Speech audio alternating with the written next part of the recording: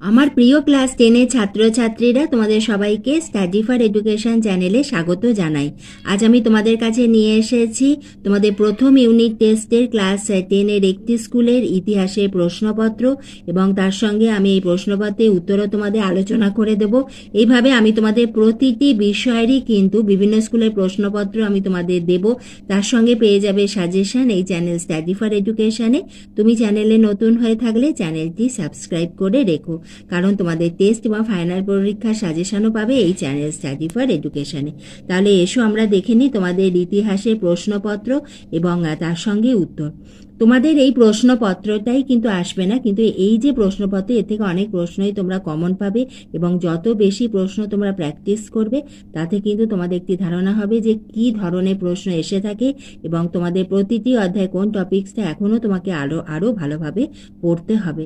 তাহলে এসো দেখে নিই প্রথম প্রশ্ন। প্রথমে রয়েছে সঠিক উত্তরটি বেছে নিয়ে লেখো। প্রথম প্রশ্ন হলো, ভারতের নিম্নবর্গের ইতিহাস চর্চা শুরু করেন রণজিৎ গুহ। আমি অপশানগুলো বলছি না, শুধু রাইট অ্যান্সারটা বলছি। কয়েকটি হলো, সোমপ্রকাশের সম্পাদক ছিলেন দ্বারকানাথ বিদ্যাভূষণ। বেঙ্গল এশিয়াটিক সোসাইটি প্রতিষ্ঠিত হয় 1784 খ্রিস্টাব্দে। দাক্ষিণী কোহ কথাটির অর্থ হলো পাহাড়ের প্রান্ত দেশ। এরপরে দুয়ের দাগে রয়েছে এসে কিউ একটি বাক্যে প্রশ্নগুলির উত্তর দাও। প্রথম প্রশ্ন, কয়েকটি সরলা দেবী চৌধুরানী আত্মজীবনীমূলক গ্রন্থের নাম কি? জীবনের ঝরাপাতা। তোমরা যখন উত্তর লিখবে অতি অবশ্যই পূর্ণ বাক্যে লিখবে। এইভাবে লিখবে যে সরলা দেবী চৌধুরানী আত্মজীবনীমূলক গ্রন্থের নাম জীবনে ঝরাপাতা। এইভাবে কিন্তু তোমরা পূর্ণ বাক্যে উত্তর লিখবে। আমাদের ক্ষয়ের এসিকিউ হলো, পৃথিবীর সর্বাপেক্ষা প্রাচীন খেলা কি? মানা কালা। ডেভিড হেয়ার কে ছিলেন? উনি পটলডাঙ্গা একাডেমি বা হেয়ার স্কুলের প্রতিষ্ঠাতা ছিলেন। হুতম প্যাঁচার নকশা গ্রন্থটিতে কলিকাতার কোন সম্প্রদায়কে ব্যঙ্গ করা হয়েছে? বাবু কালচারকে। চোয়ার শব্দের অর্থ কি? দুর্বৃত্ত বা নীল জাতি। নীল কমিশন কবে গঠিত হয়?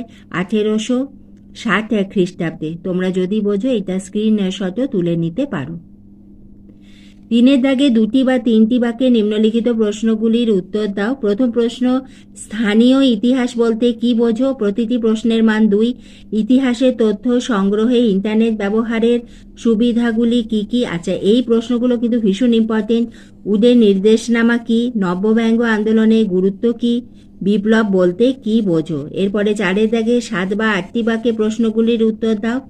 এখানে প্রতিটি প্রশ্নের মান 4। শিল্পচর্চার ইতিহাসের বিভিন্ন দিক বিশ্লেষণ করো। 19 শতকে সমাজ সংস্কার আন্দোলনে ব্রাহ্ম সমাজের ভূমিকা আলোচনা করো, এবং টিকা লেখতে রয়েছে ওয়াহাবি আন্দোলন। তোমাদের নীল বিদ্রোহ আসতে পারে।